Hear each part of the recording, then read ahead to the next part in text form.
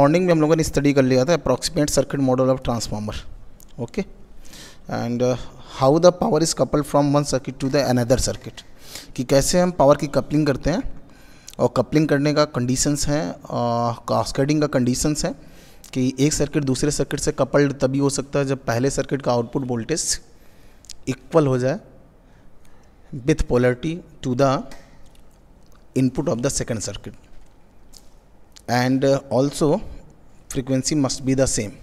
पहले सर्किट का जो ईएमएफ है उसकी फ्रीक्वेंसी जो होनी चाहिए वो सेकेंड सर्किट के ईएमएफ के फ्रीक्वेंसी के सेम होनी चाहिए। तो ट्रांसफार्मर में तो कोई प्रॉब्लम नहीं होती है, no problem for the frequency components, but जब आप इंडक्शन मोटर पढ़ोगे वहाँ पे प्रॉब्लम होगी, क्योंकि स्टेटर में सप्लाई फ्रीक्वेंसी 50 हर्ट्ज होगा, बट आपके रोटर साइड में जो फ्रीक्वेंसी होगी वो स्लिप फ्रीक्वेंसी होगी, तो वहाँ पे थोड़ा सा आपको स्लिप का भी ध्यान रखना पड़ेगा, रिमेंबर करना पड़ेगा कि कैसे आप उसको कास्केडिंग करोगे। तो फ्रीक्वेंसी का टर्म्स वहाँ पे डिफरेंट है, तो कास्केडिंग में थोड़ी सी प्रॉब्लम आएगी, तो उसको हम लोग आगे फर्दर स्टडी करेंगे।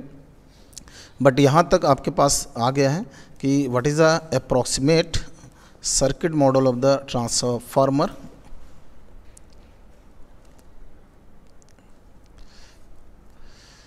जो मॉर्निंग में हम लोगों ने स्टडी कर लिया, तो the circuit model is represented by the this pic, this is total R01, this one is total resistive part and total is the inductive part, and this one is the load part of the transformer.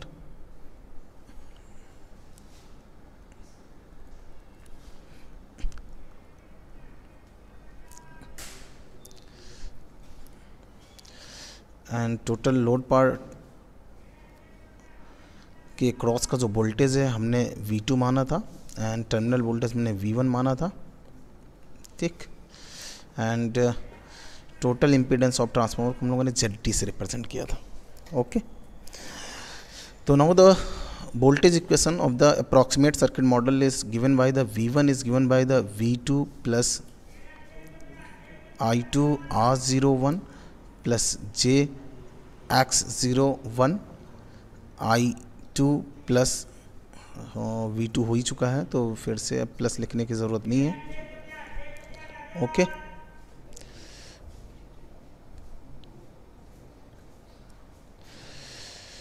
हाँ, आपका शिवम अस्थाना, आपका क्या question है? शिवम अस्थाना आपके question है, let us सी, मैं देखता हूँ। शिवम अस्थाना आपका आपने पूछा है कि न्यूट्रल फ्लोट करता है तो वोल्टेज फ्लक्चुएशन होता है, तो घर में वोल्टेज रेगुलेशन का कॉन्सेप्ट क्या होगा?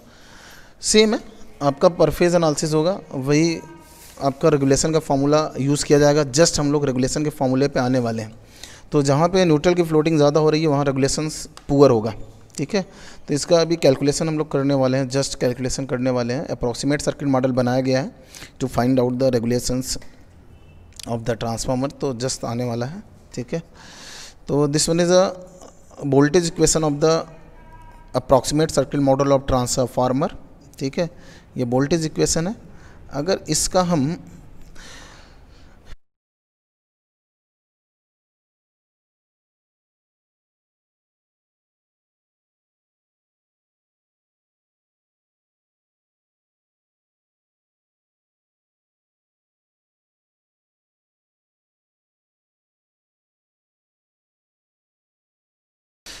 चलो, तो वोल्टेज इक्वेशन हम लोगों ने लिख लिया है अप्रॉक्सीमेट सर्किट मॉडल का। तो इस वोल्टेज इक्वेशन का हम लोग फेज़र ड्रा करना चाह रहे थे, ठीक है। तो फेज़र ड्रा करने के लिए सबसे पहले आता है कि रेफरेंस किसको लेना है। तो रेफरेंस सिस्टम में वही होता है जो कॉमन में, जो सर्किट में कॉमन हो। तो इस सर्किट में देखो करंट ही कॉमन है, वही करंट आपके ट्रांसफार्मर के अंदर से पास होते हुए लोड के पास जा रहा है, ठीक है। तो देयरफॉर आपको करंट को कॉमन लेते हुए इसको रेफरेंस मानना पड़ेगा। तो हमने देखो रेफरेंस ले लिया I2 को, इसको एक्स एक्सिस पे रख दिया हमने। नाउ लोड आपका लैगिंग नेचर का है, तो उसका जो वोल्टेज होगा करंट से वो लीड करेगा। This one is a rotation of phasor है, phasor always rotates anti clockwise. तो वोल्टेज आपका लीड कर गया, तो वोल्टेज को एंड रेजिस्टिव ड्रॉप को और इंडक्टिव ड्रॉप को हम लोग जोड़ दें तो this one is a supply voltage के बराबर हो जाएगा। ओके, तो जो रेजिस्टिव ड्रॉप है यह drop always in the direction of current होगा, तो करंट के डायरेक्शन में that one is a parallel to the I2। तो I2 को हमने पैरेलल ले लिया और इसको दिखा दिया, this one is a I2 R01, this is a resistive drop. After that हमें इंडक्टिव वोल्टेज ड्रॉप लेना है और inductive voltage drop lead 90 AIIMS from the current. 90 AIIMS that's means a perpendicular component, तो परपेंडिकुलर हमने ले लिया this one is a component और ये हो गया आपका JX01, this one is a I2। Okay, now V2 I2 R01 and इसको मिला लिया जाए तो दिस वन इज अ आपका हो जाएगा V1। तो ये आपका फेजर डायग्राम है and this one is a power angle, lambda is the power angle. अगर यहाँ पूछा जाए कि how much is the power flows from the this transformer, तो आप एक्टिव पावर का मान रखोगे P is given by the V1 V2 upon X sign lambda.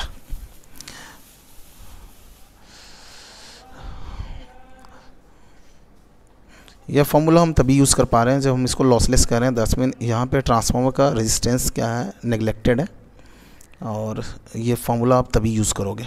Okay, this one is a power, active power coupled bye the this transformer. ठीक, अब यहाँ पे सबसे पहला अप्रॉक्सीमेट सर्किट मॉडल मिल गया है, तो हम यहाँ रेगुलेशन जानना चाह रहे हैं। और सबसे पहला रेगुलेशन, क्योंकि ये वोल्टेज सोर्स है तो यहाँ पे हमें वोल्टेज रेगुलेशन जानना है कि इस ट्रांसफार्मर का वोल्टेज रेगुलेशन कितना होगा। Voltage regulation that's mean is a कि लोड के चेंज होने पे लोड के अक्रॉस का टर्मिनल वोल्टेज कितना वेरी करेगा।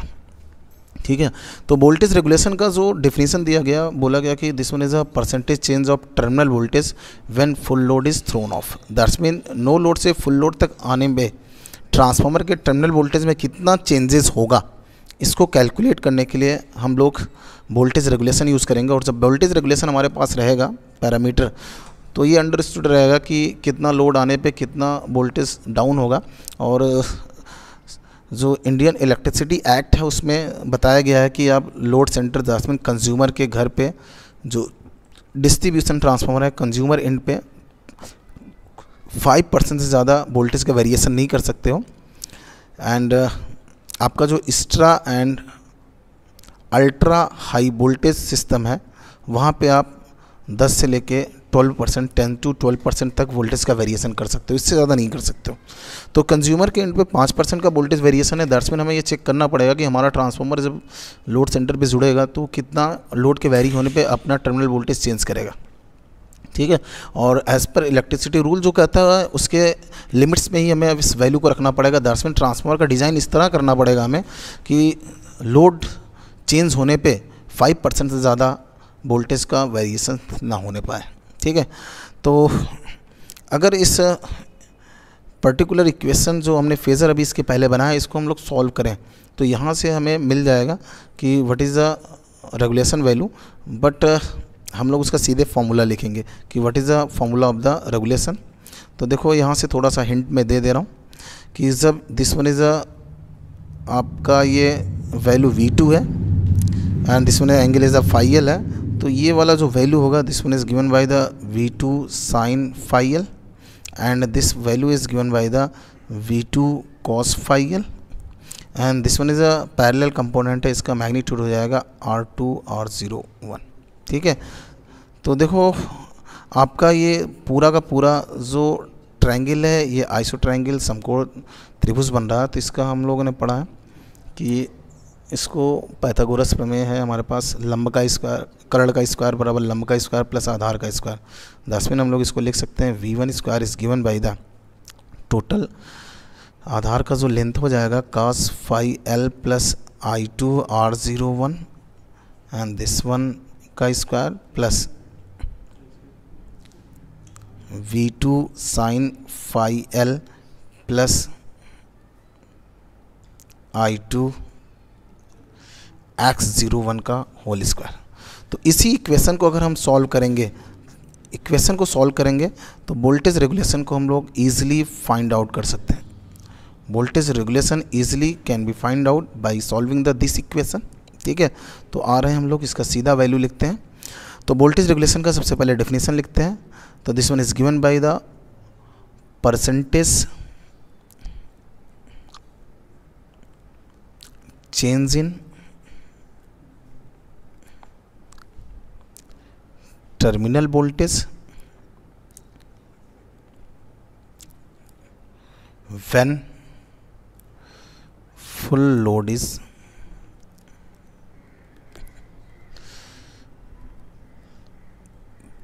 thrown off। दस मीन ट्रांसफार्मर पर फुल लोड डालिए, फुल लोड डालने के बाद उसको आप हटा दीजिए तो कितना प्रतिशत का चेंज हो रहा, इसी को बोला जाता है वोल्टेज रेगुलेशन। तो that's mean voltage regulation is given by the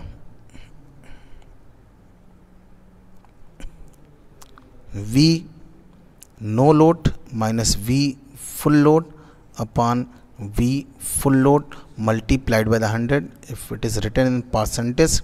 तो फ्रॉम द इक्वेशन हम लोग इसको डिराइव करेंगे तो हो जाएगा V1 minus V2 upon V2 multiplied by the 100 as per the circuit equation. ठीक है, तो सर्किट की इक्वेशन से यही मिलेगा। तो V1 माइनस V2 का अगर मैग्नीट्यूड मिल जाए तो हम लोग बता देंगे what is the value of the regulation. ठीक है, तो इसको हम सीधे लिख रहे हैं। तो लैगिंग PF पर the regulation value is given by the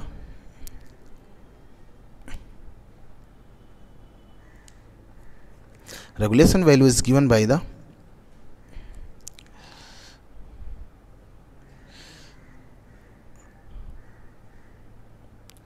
I2R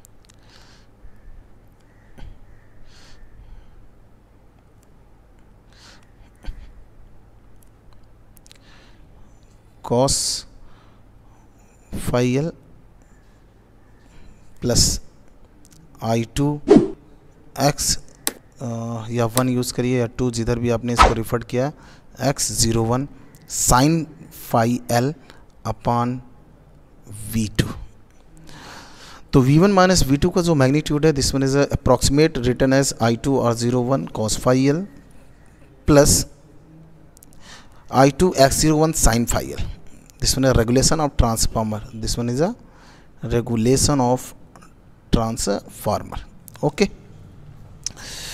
तो रेगुलेशन पे बहुत सारे क्वेश्चंस एग्ज़ाम में भी पूछे जाते हैं कि कैसे डिराइव कैसे ये चेंज होगा, कब रेगुलेशन मैक्स होगा, कब रेगुलेशन मिन होगा, ये सब क्वेश्चंस बहुत सारे एग्ज़ाम में पूछे जाते हैं।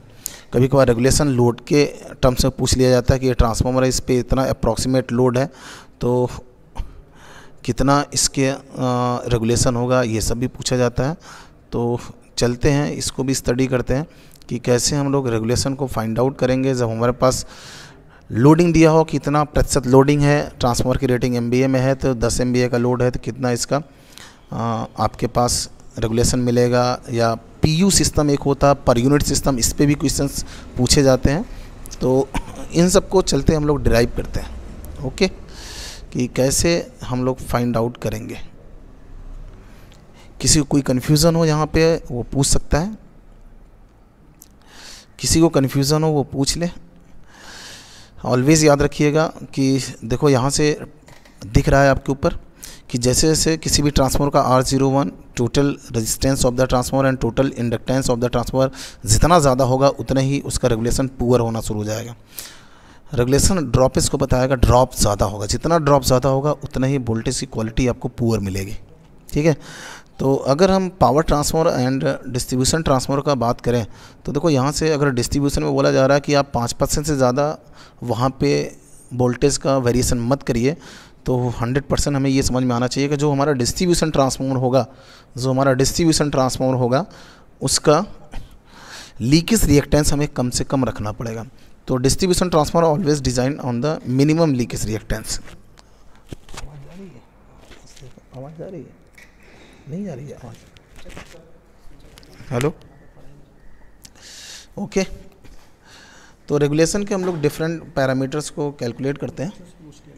ठीक है, वॉइस क्लियर है सबको? वॉइस क्लियर हो रही है?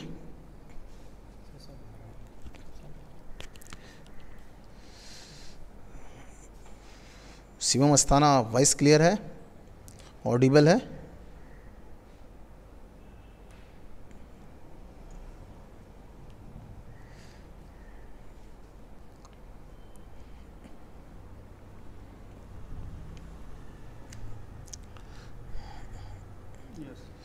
Okay, thank you. तो अभी हमारे पास जो रेगुलेशन आया है ये लैगिंग पीएफ का है। लैगिंग पीएफ पे जो रेगुलेशन होगा उसका जो फॉर्मूला होगा, this one is given by the I2R01 cos phi L plus I2X01 sin phi L। तो देखो इस फॉर्मूले से हमें ये क्लियर हो रहा कि जो रेगुलेशन होगा, वोल्टेज का जो चेंजेस होगा, वेरिएशन होगा, वो वेरिएशंस आपके अमाउंट ऑफ लोड के साथ साथ नेचर ऑफ लोड दोनों पे डिपेंडेंट होगा। दस में अगर नेचर ऑफ लोड चेंज हो रहा है, यूनिटी पीएफ, लैगिंग पीएफ या लीडिंग पीएफ ऐसा हो रहा है, तब भी हमारा रेगुलेशन चेंज होगा। उसके साथ साथ हमारा लोड जैसे से बढ़ेगा वैसे वैसे आपका रेगुलेशन पुअर होना शुरू हो जाएगा। ठीक है, तो रेगुलेशन की लिमिट तक की जाती है कि अगर बहुत अच्छा रेगुलेशन कहा जाता है कि रेगुलेशन बहुत अच्छा है तो हम लोग कहते हैं 0 से 5% तक हो। आइडियल के लिए हम लोग कहते हैं 0 होना चाहिए, 0% होना चाहिए। एंड अगर पुअर है तो हम लोग कहते हैं पुअर रेगुलेशन आपको तभी मिलेगा जब आपका रेगुलेशन 5 से बियॉन्ड हो जाए, 5 से आगे की तरफ रिफर्ड होना शुरू हो जाए, तो कहा जाता है कि ये जो ट्रांसफार्मर इसका रेगुलेशन पुअर है ना। बट जो आपका EHV UHV के जो ट्रांसफार्मर है वहाँ पे कंज्यूमर नहीं है, तो वहाँ पे एक दूसरा ये भी है कि प्रतिशत इम्पीडेंस या लीकेज रिएक्टेंस आप कम रखोगे तो शॉर्ट सर्किट करंट बहुत ज़्यादा फ्लो होता है, क्योंकि SCC बढ़ जाएगा। तो वहाँ पे हाई वोल्टेज का कॉन्सेप्ट है, तो वहाँ पे शॉर्ट सर्किट बहुत ज़्यादा होगा तो ग्रिड की स्टेबिलिटी में दिक्कत आएगी। तो कंज्यूमर वहाँ नहीं है, तो देयरफॉर आप देखिएगा जो पावर ट्रांसफार्मर होंगे उनका हम लोग लीकेज रिएक्टेंस ज़्यादा रखते हैं और जिससे उनका प्रतिशत इम्पीडेंस भी ज़्यादा होगा। ठीक है, और अप्रॉक्सीमेट देखिएगा आप वहाँ 9% और 10%, 12% ऐसे ही आपको मिलेगा, क्योंकि EHV UHV सिस्टम में इतना दिया गया है, वेरिएशंस इलेक्ट्रिसिटी एक्ट में दिया गया है, क्योंकि शॉर्ट सर्किट कैपेसिटी घटाना है, तो देयरफॉर वहाँ पे हमें रेगुलेशन ज़्यादा रख के सिस्टम को ग्रिड से कनेक्ट करना होता है। ठीक है, तो रेगुलेशन पे ही आते हैं, इनके डिफरेंट पैरामीटर्स हम लोग यूज़ करते हैं और डिफरेंट इनके फॉर्मूला यूज़ करते हैं कि इस कंडीशन में क्या होगा, मैक्स कब होगा रेगुलेशन, मिन कब होगा, इन सबको हमें फॉर्मुलेट करना है। तो रेगुलेशन सबसे पहला आते हैं, तो वोल्टेज रेगुलेशन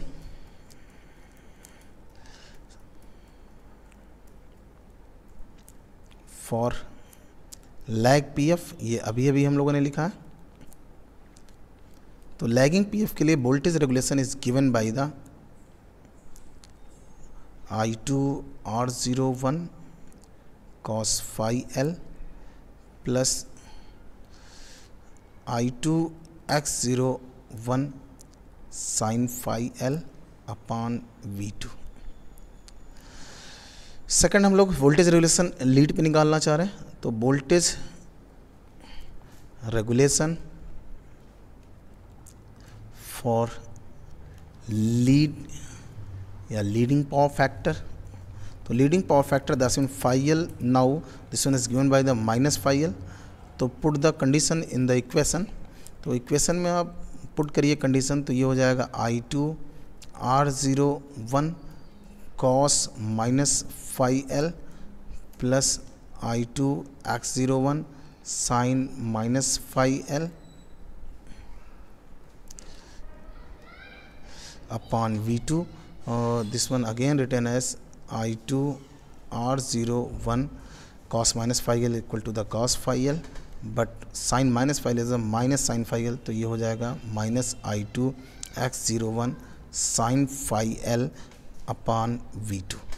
तो this one is a second voltage regulation का फॉर्मूला है जब आपका पावर फैक्टर लीडिंग होगा।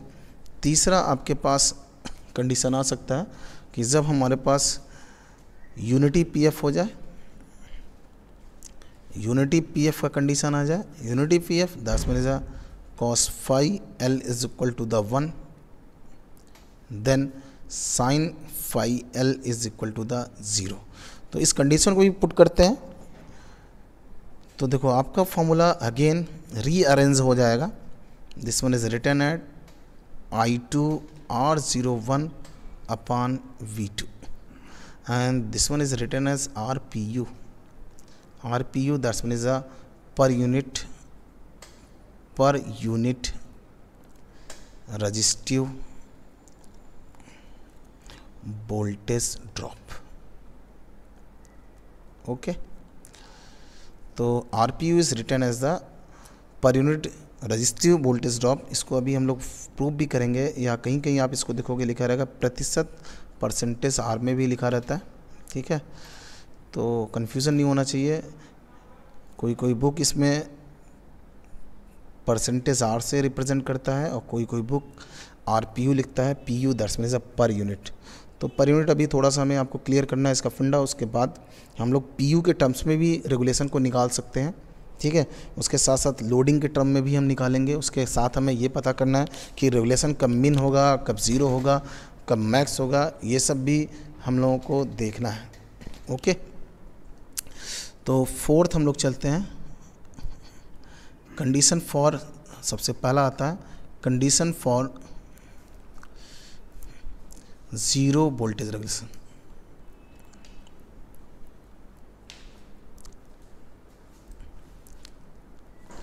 कि वो कौन सा कंडीशन होगा लोड का, वो कौन सा वैल्यू होगा जब हमारा रेगुलेशन ज़ीरो हो जाए. रेगुलेशन ज़ीरो हो जाए दैट्स मीन्स कहीं वोल्टेज ड्रॉप ना हो, जितना आपका सप्लाई वोल्टेज था वही लोड के टर्मिनल पे भी मिल जाए.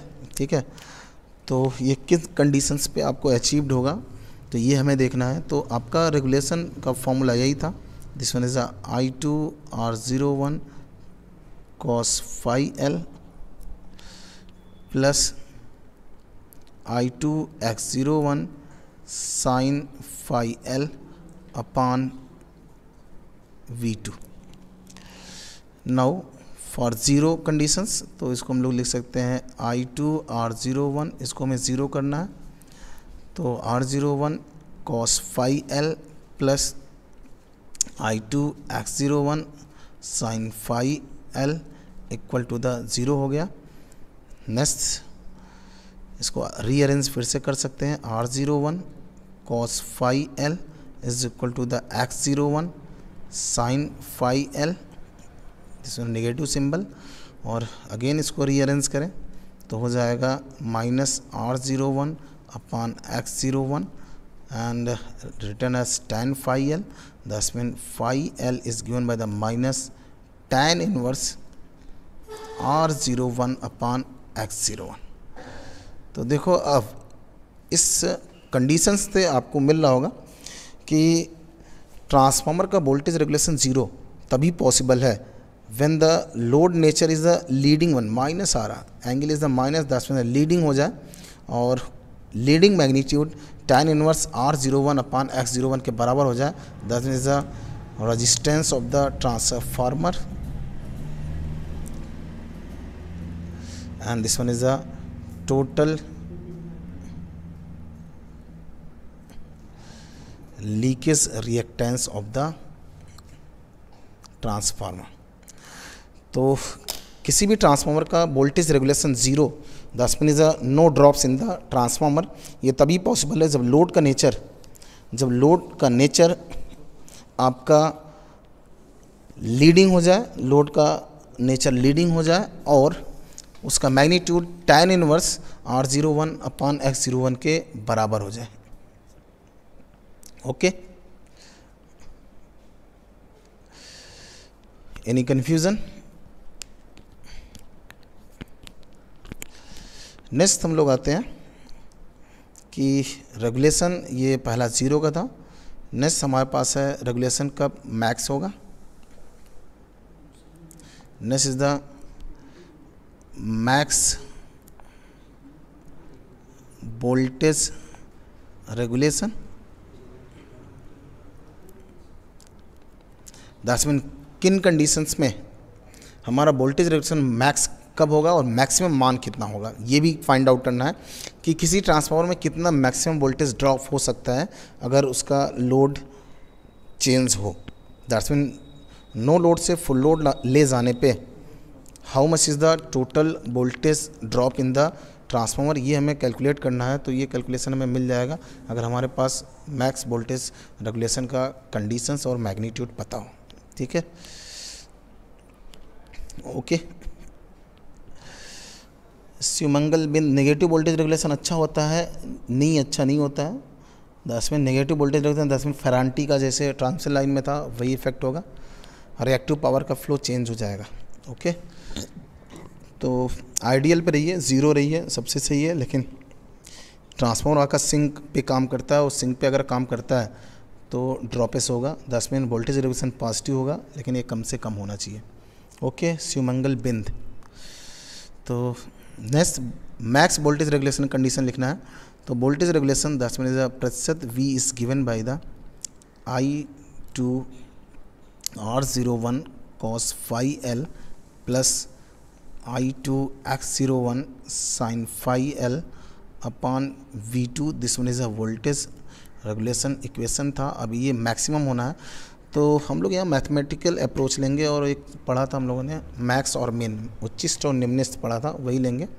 तो दैट्स मीन वेरिएबल के सापेक्ष इस रेगुलेशन को हम लोग डेरिवेटिव इसका लेंगे और उसके बाद उसको ज़ीरो करके निकालेंगे कि कंडीशंस भी क्या होगा, और फिर कंडीशन को पुट करेंगे इस इक्वेशन में, तो हमें मिल जाएगा कि कितना मैक्सिमम वोल्टेज रेगुलेशन हो सकता है।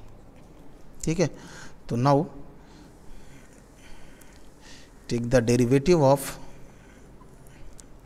अवकलन करेंगे derivative of regulation with respect to phi L, load power factor angle के सापेक्ष इसका रेगुलेशन लेते हैं। तो this one written as del phi L is given by the I2R01 cos phi L का अवकलन करेंगे तो माइनस हो जाएगा। This one is a minus sine phi L and this one plus I2 and X01, इसका अवकलन करेंगे ये cos फाई एल हो जाएगा अपॉन V2। नाउ कंडीशन निकालना है तो इक्वल टू द ज़ीरो कर दिया हमने। तो फॉर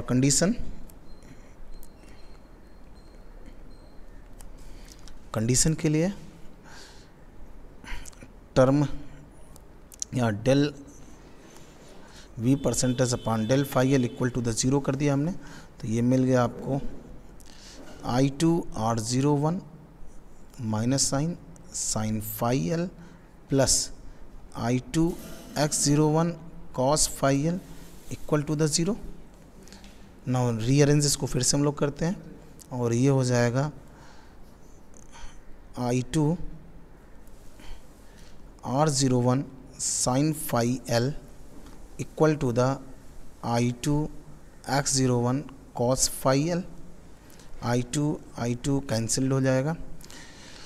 कैंसिल होने के बाद बचेगा आपके पास tan phi L is equal to the X01 upon R01।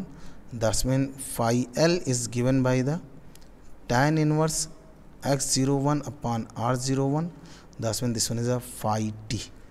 तो देखो आपको मिल गया कि मैक्सिमम रेगुलेशन कब होगा, तो आपको फॉर्मूले से दिख रहा होगा, डिफाइंड हो गया है कि मैक्सिमम दैट्स मीन सबसे ज़्यादा वोल्टेज का ड्रॉप तब होगा जब लोड नेचर आपका लैग पीएफ का हो and load power factor angle is equal to the transformer angle, phi T के बराबर हो जाए and phi T is equal to the tan inverse X01 upon R01। Transformer के एंगल का अगर वैल्यू, ट्रांसफार्मर के एंगल का वैल्यू अगर लोड के पावर फैक्टर एंगल के बराबर हो गया तो एट दैट कंडीशन पे आपके ट्रांसफार्मर का रेगुलेशन मैक्सिमम होगा। दैट्स मीन बहुत ज़्यादा ड्रॉप होगा, जितना उसका डिज़ाइन किया गया होगा उतना ड्रॉप होगा। ठीक है, तो देखते हैं मैक्सिमम मैग्नीट्यूड होगा भी कितना, ये भी कैलकुलेट हमें करना है कि what will be the maximum magnitude.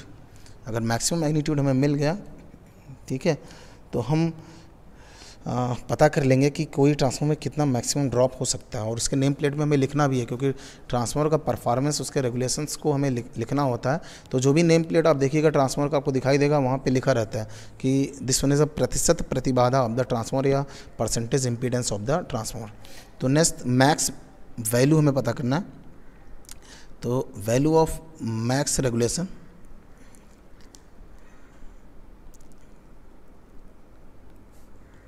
कि कितना मैक्सिमम रेगुलेशन होगा, ठीक है। तो पुट द कंडीशन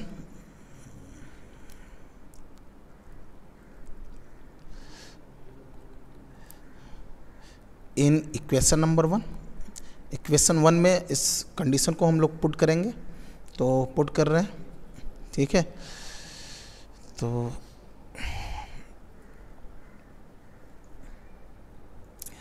और कंडीशन यही है आपके पास, R01 sin phi l is equal to the X01 cos phi l, ठीक है, या phi l is equal to the phi t, ठीक है।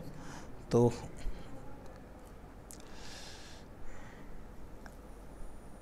Value of max voltage regulation,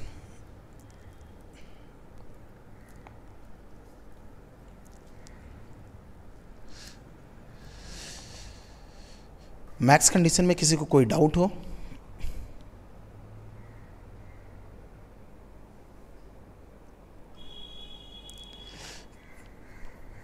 Manjeet Cebu, प्रतिशत प्रतिबाधा, this is the maximum voltage drop occur in the transformer binding. कितना maximum voltage drop हो सकता है किसी भी ट्रांसफार्मर को, उसको हम लोग रिप्रेजेंट करते हैं परसेंटेज इम्पीडेंस से या प्रतिशत प्रतिबाधा कहते हैं, ठीक है।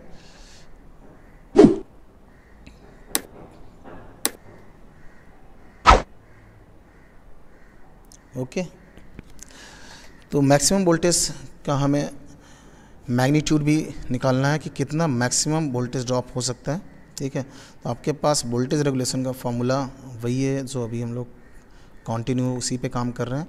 तो I2 R01 cos phi l plus I2 X01 sin phi l अपान V2 है, ठीक है। अब देखो यहाँ पे आपने फाइंड आउट किया है कि जब मैक्सिमम कंडीशन होगा तो phi l is equal to the phi t and phi t is given by the tan inverse X01 upon R01, okay.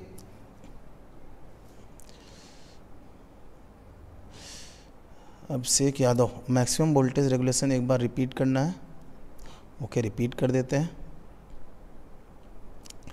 Arpit Kumar Ranjan, capacitive reactance यहाँ यूज़ नहीं हो पाएगा।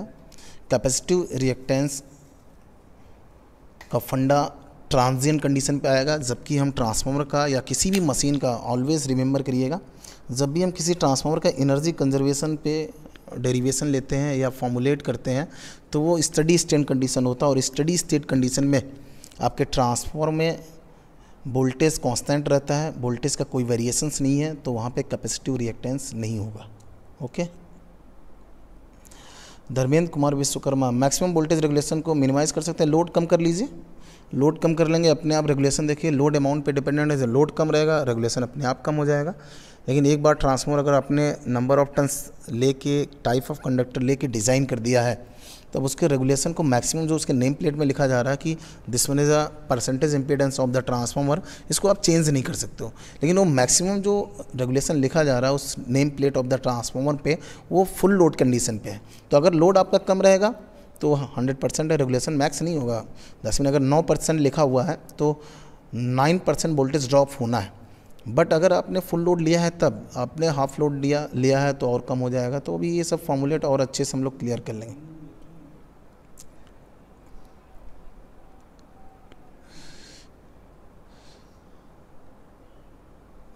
प्रफुल्ल विश्वकर्मा, अभी डिराइव किया है मैक्सिमम कंडीशन में, देखिए डिराइव किया है कि condition for the max voltage regulation में आपको दिखाई दे रहा होगा phi l is equal to the phi t, thus में load power factor angle is equal to the transformer angle tan inverse X01 upon R01। X01 is the parameter of the transformer and R01 is the parameter of the transformer, ठीक है।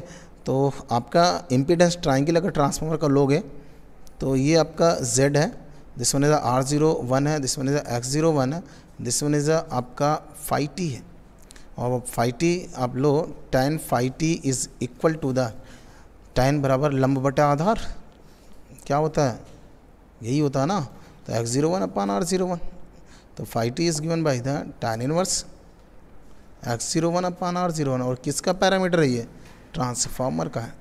Okay, Praful Vishwakarma.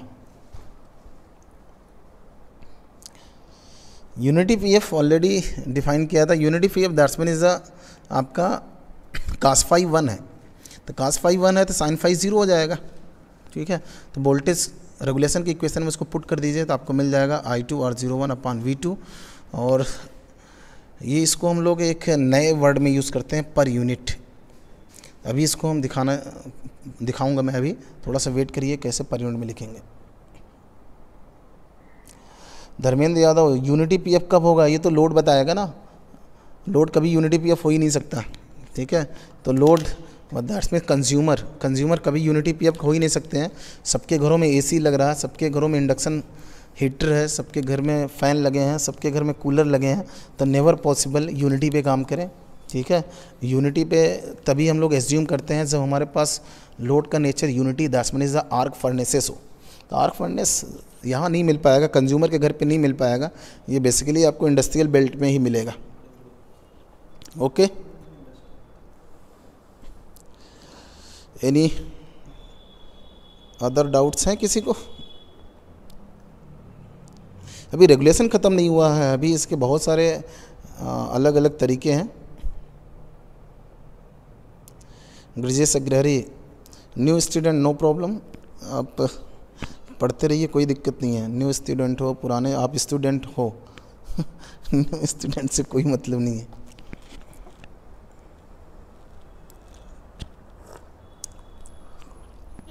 Raviraj, आपके भी concept clear हो गए? Good. किसी और को कोई कन्फ्यूज़न है? चलो चलते हैं फिर। तो अब हमें यहाँ पे निकालना है कि रेगुलेशन का मैक्सिमम वैल्यू कितना होगा, दैट्स मीन कितना मैक्सिमम ड्रॉप हो सकता है। तो कंडीशन को पुट कर दीजिए, कंडीशन जैसे आप पुट करोगे आराम से आपको आंसर आ जाएगा। तो देखो यहाँ पे हम पुट कर रहे हैं, सीधे सीधे जो कंडीशन आया है यहाँ से भी आप देख सकते हो, R01 sin phi l equal to the X01 cos phi l, तो यहाँ से भी पुट कर सकते हैं आप। तो R01 sin phi l को हम लोग लिख सकते हैं X01 cos phi l।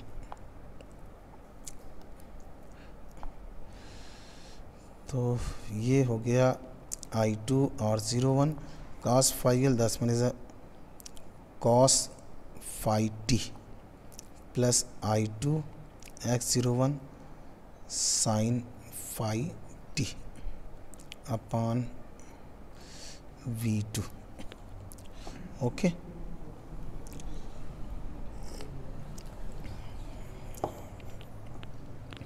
कोई डाउट है किसी को?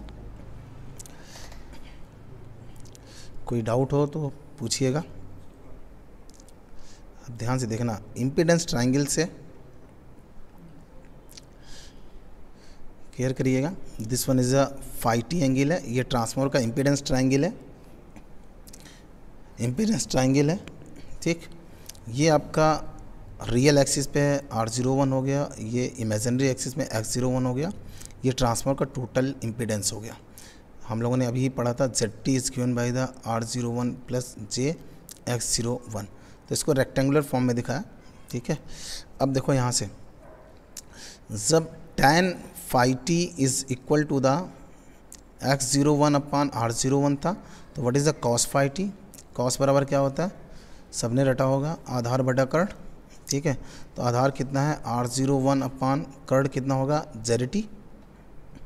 किसी कोई डाउट हो तुरंत पूछिएगा। cos phi t is given by the आधार बटा कर्ण। कोई कन्फ्यूज़न है किसी को? No. Next, sin phi t is equal to the लंब बटा कर्ण, और लंब कितना है X01 अपान ZT।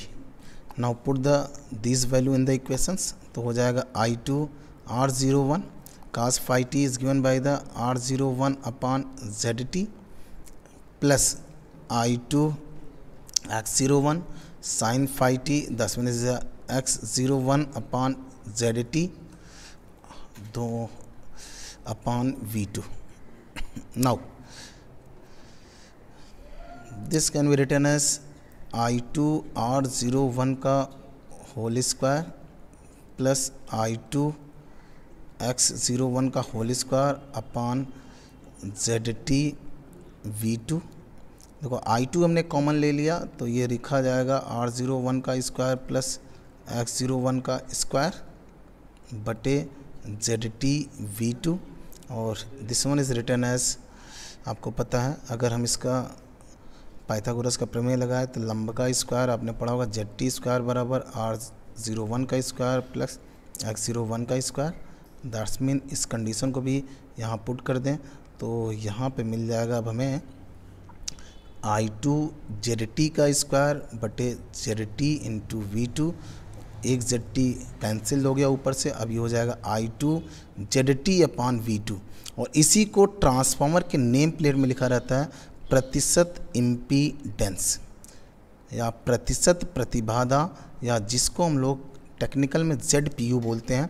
तो ZPU आपके हर एक ट्रांसफार्मर में लिखा रहता है कि what is the maximum voltage drop in the transformer, और उसको वो टेक्निकल वर्ड में यूज़ करता है, जिसका हम लोग टेक्निकल वर्ड यूज़ करते हैं ZPU बोलते हैं। ठीक है, तो ये था मैक्सिमम वोल्टेज ड्रॉप। आज के बाद याद रखिएगा किसी ट्रांसफार्मर में मैक्सिमम वोल्टेज रेगुलेशन या मैक्सिमम वोल्टेज ड्रॉप कितना हो सकता है,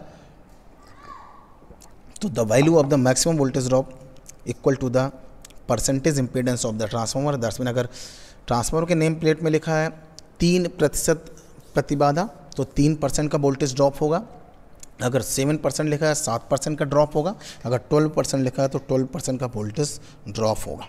ओके, क्लियर। तो मैक्स वोल्टेज रेगुलेशन का कंडीशन हमने मैक्स के लिए मैथमेटिक्स यूज़ किया, मैक्सिमा या मिनिमा का कंडीशन यूज़ किया, और मैक्सिमा मिनिमा से 10 मिनट वेरिएबल के सापेक्ष हमने इसका आकलन किया। तो वेरिएबल फाइल था, लोड का नेचर था, हमने आकलन करके निकाला तो वहाँ से निकला φT इक्वल टू φL, और फिर पूछा गया कि मैक्सिमम वोल्टेज रेगुलेशन का मान भी बताइए, तो हमने निकाल भी लिया उसको, और वो मैक्सिमम वोल्टेज रेगुलेशन का मान ZPU के बराबर होगा। ये ऑब्जेक्टिव में पूछे जाते हैं तो इसको याद रखिएगा। ठीक है, ऑलवेज़ याद रखिएगा, इसको पूछे जाते हैं। तो थोड़ा सा हम आपको पर यूनिट वैल्यू बता देते हैं, क्योंकि पर यूनिट में भी इसको हमें लिखना है। ठीक है, तो पर यूनिट का हम थोड़ा सा आपको डिफाइन करते हैं, क्योंकि पर यूनिट सिस्टम जो होता है ये पावर सिस्टम में पढ़ा जाता है, लेकिन यहाँ थोड़ा सा यूज़ किया जाता है क्योंकि पावर सिस्टम का ये भी एक बहुत ही इम्पॉर्टेंट पार्ट है। देयरफॉर PU में इसका भी पैरामीटर लिखे जाते हैं। तो पर यूनिट थोड़ा सा हम आपको डिफाइन कर रहे हैं, ये पावर सिस्टम का पार्ट है, पर यूनिट सिस्टम। तो रिसेंटली जो भी आपके पावर सिस्टम के कंपोनेंट्स हैं उनको हम लोग उनके पैरामीटर को एक्चुअल में ना लिख के, कि रेजिस्टेंस 1 ओम लिख के ना लिख के, इम्पीडेंस 2 ओम ना लिख के, वोल्टेज 132 kV ना लिख के PU में लिखते हैं। और जब PU में लिखते हैं तो कंप्यूटर से इसका एनालिसिस करना आसान होता है, क्योंकि आज तो सब जगहों पे कंप्यूटर स्केडा सिस्टम यूज़ किए जा रहे हैं। एनालिसिस जो होता है कंप्यूटर से हो रहा है, GS मेथड, NR मेथड, बहुत सारे मेथड यूज़ किए जाते हैं for the computation of the model.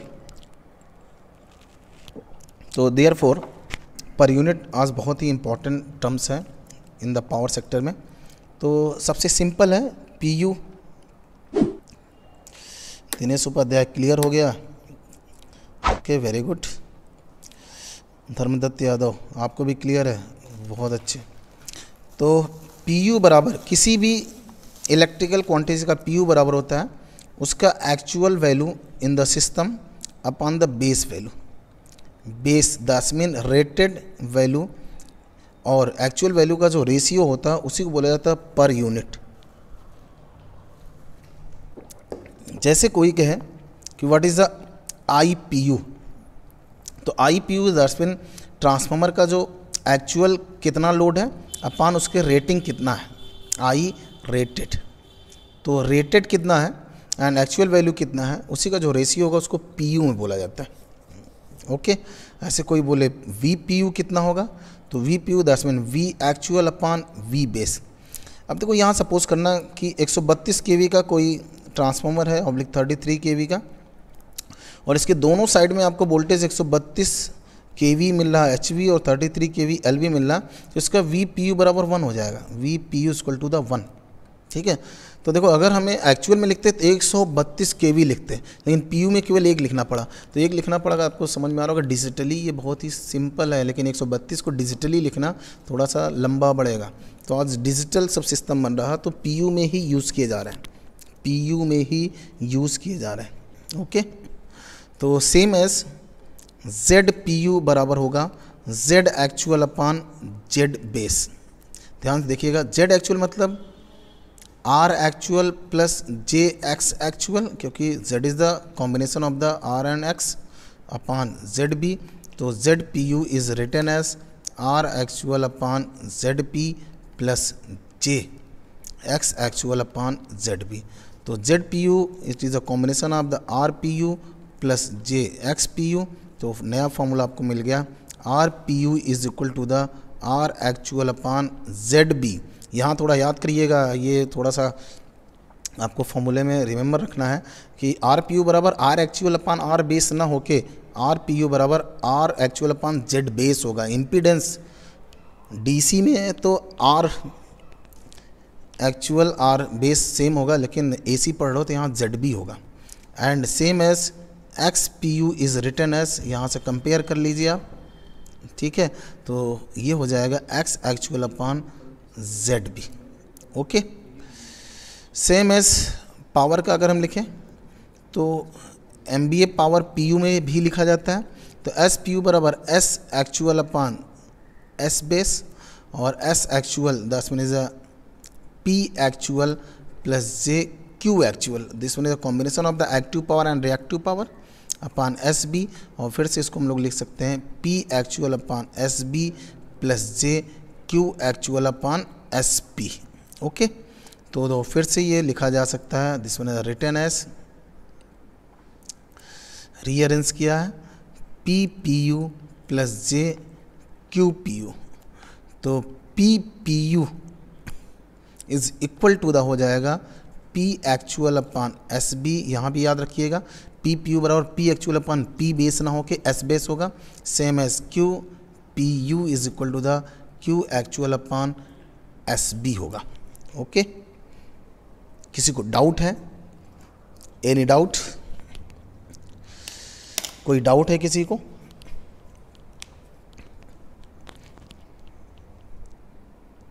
किसी को कोई डाउट है?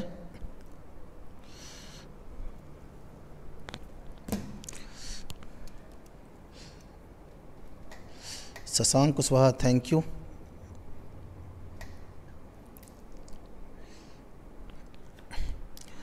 तो देखो ध्यान से आप, ये आपका resistive voltage drop, resistive voltage drop जो होगा, this one is given by the I2 R02 या R01, जो भी आप जिधर भी रिफर करना चाह रहे हो, या I1 R01 लिखना चाह रहे हो, ये वोल्टेज है। तो अगर हमें किसी ने कहा कि प्रतिशत या RPU वोल्टेज ड्रॉप लिखना हो, तो एक्चुअल वैल्यू इसका जो है अपान द बेस वैल्यू होना चाहिए। तो ये वोल्टेज है, तो वोल्टेज का रेशियो वोल्टेज से होगा, जिसमें V2 लिखना होगा, या I1 R01 अपान V1 लिखना पड़ेगा। तो ये हो जाएगा प्रतिशत वोल्टेज रजिस्टिव ड्रॉप, ठीक है। सेम एज ऐसे कोई कहे कि प्रतिशत इम्पीडेंस वोल्टेज ड्रॉप, तो सेम क्वांटिटी का रेशियो होना चाहिए। तो I2ZT अपान अगर V2 लिखा है तो इसको हम लोग लिखेंगे ZPU या प्रतिशत Z। ओके, तो यही कॉन्सेप्ट यूज़ किया गया ट्रांसफार्मर के नेम प्लेट में। तो देखो अभी आपका मैक्स यही आया था, यही वैल्यू आया था, तो इसीलिए हम लोग इसको ट्रांसफार्मर के नेम प्लेट में प्रतिशत इम्पीडेंस से पढ़ते हैं, ठीक है। अब देखो बहुत जगह क्वेश्चन PU के फॉर्म में रेगुलेशन का पूछा गया है। तो नेक्स्ट हम लोग पढ़ते हैं regulation in the terms of the per unit system, और यही यूज़ किया जा रहा है। आज डिजिटल सिस्टम है, तो रेगुलेशन का फॉर्मूला यही यूज़ किया जा रहा है कंप्यूटर द्वारा, regulation in terms of PU। तो देखो रेगुलेशन का फॉर्मूला आपके पास यही है, फिर से उसी को रिपीट करना है। I2 R01 cos phi L plus I2 X01 sin phi L अपान V2। तो तो इसको हम फिर से रीअरेंज करेंगे तो ये हो जाएगा I2 R01 upon V2 and cos phi L plus I2 X01 upon V2 sin phi L। तो देखो ये वाला आपका हो जाएगा RPU और ये वाला हो जाएगा आपका XPU। दैट्स नेक्स्ट फार्मूला, ये भी बहुत ही कॉन्सेप्ट का फार्मूला है, RPU cos phi L plus XPU sin phi L। तो कभी कभार फार्मूले, इसी फार्मूले पे न्यूमेरिकल आते हैं NTPC पावर ग्रिड में, कि कहा जाता है कि किसी ट्रांसफार्मर का RPU 1% है, XPU 2% है, पावर फैक्टर यूनिटी है, तो बताइए कितना रेगुलेशन होगा। तो एक लाइन का देखो आंसर है 1% है, तो मैंने बोला कि RPU 1% है, XPU आपका 2% है, PF आपका यूनिटी है, लोड का नेचर यूनिटी है, 10 मिनट cos phi 1 है, तो sin phi 0 हो गया। तो कितना रेगुलेशन है, एक लाइन का आंसर आ गया कि 1% और ये 1 हो गया, उधर 0 हो गया, 10 मिनट रेगुलेशन इज़ द 1%। तो this one is a numerical है, यह पावर ग्रिड NTPC इन सब जगहों पे अच्छे एग्जामों में पूछा जाता है SSC में, कि अगर RPU 1% है, XPU 2% है और नेचर PF का इतना है, तो बताइए रेगुलेशन कितना होगा। एक लाइन का है और टाइम नहीं दे, एक लाइन क्या, this one is the with in the 5 second या 10 सेकंड में आप सॉल्व कर सकते हो। लेकिन अगर PU में आपको पता ना रहता तो आप उसको सॉल्व नहीं कर सकते, आप फिर तुक्का मारते हो, गलत होने के चांसेस बहुत ज़्यादा होते। किसी को कोई डाउट हो तो पूछिए आप, बहुत ही इम्पोर्टेंट चल रहा है, ठीक है। तो देयरफॉर कन्फ्यूज़न हो तो तुरंत पूछिएगा, बहुत ही इम्पॉर्टेंट चल रहा है ये सब्जेक्ट आपका। और ये रेगुलेशन का फॉर्मूला, रिमेंबर द पॉइंट, ये रेगुलेशन का फॉर्मूला जितने भी कपलर हैं, जितने भी कैस्केडेड में जुड़ेंगे पावर सिस्टम में, सबके लिए यही यूज़ होगा, यही फॉर्मूला यूज़ होगा आपके ट्रांसमिशन लाइन के लिए। याद कर लीजिएगा, आपको बार बार किसी चीज़ को रटने की ज़रूरत नहीं है। Same formula use in the transmission line कि रेगुलेशन कब कब कैसे होगा, क्या होगा। उसके साथ साथ ये अल्टरनेटर में, क्योंकि alternator transmission line and the transformer connected in the cascaded way, therefore वहाँ भी फॉर्मूला यूज़ होगा, सेम प्रॉपर्टीज़। तो वोल्टेज रेगुलेशन जो आप पढ़ रहे हो ये बहुत ही इंपॉर्टेंट है, अल्टरनेटर के लिए भी, ट्रांसमिशन लाइन के लिए भी। तो आपको कभी भी कन्फ्यूज़न नहीं होना चाहिए। धर्मेंद्र कुमार विश्वकर्मा, कोई कन्फ्यूज़न नहीं, वेरी गुड। और किसी को कोई कन्फ्यूज़न है, अभिषेक यादव एंड सक्सेना, किसी को कोई कन्फ्यूज़न हो तो पूछ लीजिए। प्रफुल्ल विश्वकर्मा, किसी को कन्फ्यूज़न हो तो पूछिए, नहीं है तो नेक्स्ट एक फॉर्मूला और पढ़िए रेगुलेशन का, in the terms of the load या MBA। तो नेक्स्ट है voltage regulation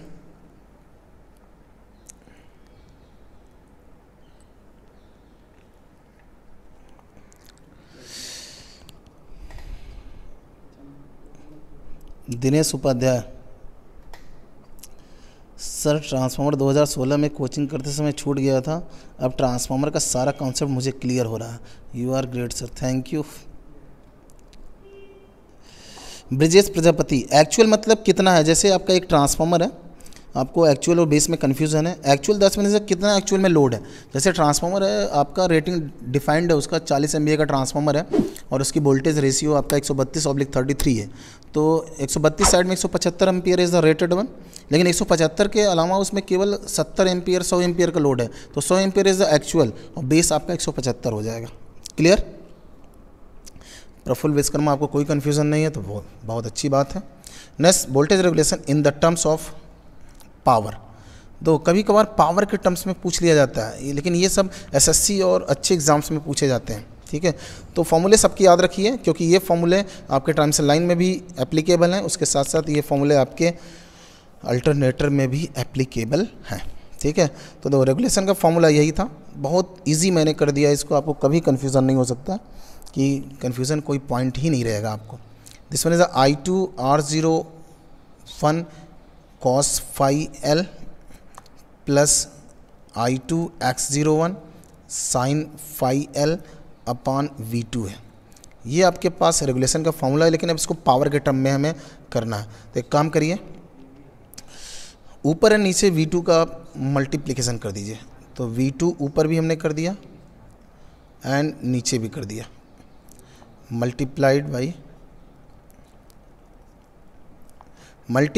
the V2, nominator and denominator दोनों साइड में। तो देखो नेक्स्ट आपके पास ये फॉर्मूला मिलेगा। देखो V2I2 cos phi L ये एक्टिव पावर होता है, तो P हो जाएगा R01 plus V2I2 sin phi L ये रिएक्टिव पावर आ जाता है Q X01 अपान V2 का स्क्वायर है भी। ओके, कोई कन्फ्यूज़न होगा तुरंत आप पूछेगा। फिर से आप क्या करिए, ऊपर नीचे I2 का मल्टीप्लिकेशन करिए, नॉमिनेटर एंड डिनोमिनेटर में दोनों साइड में आप I2 का गुणा करिए, लोड करंट का गुणा करिए। तो अगेन ये हो जाएगा I2, यहाँ भी हो जाएगा I2, ध्यान से देखते जाइएगा, यहाँ भी हो जाएगा I2। तो देखो P अलग लिख रहा हूँ मैं, सेपरेट कर दिया, ये हो गया I2 R01। ओके, और नीचे तो VI बराबर हो जाएगा S एंड V बचा है तो V2 हो जाएगा। कहीं कन्फ्यूज़न हो तुरंत बता देना। ऐसे Q अपान S और ये हो जाएगा I2 X01 अपान V2। ठीक है, तो देखो आ गया आंसर। फिर पावर के टर्म में P अपान S, जिसमें PPU अभी आपको पढ़ाया, P एक्चुअल है अपान S बेस है, तो PPU, और देखो ये आपका हो गया RPU plus QPU and this one is a XPU। तो this one very important formula for the voltage regulation, और ये इस पे सवाल भी बहुत पूछे जाते हैं।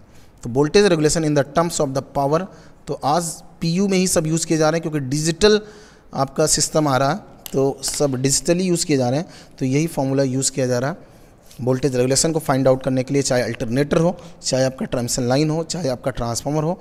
और voltage regulation in the terms of the power PPU into RPU plus QPU into XPU। ठीक है, कोई डाउट?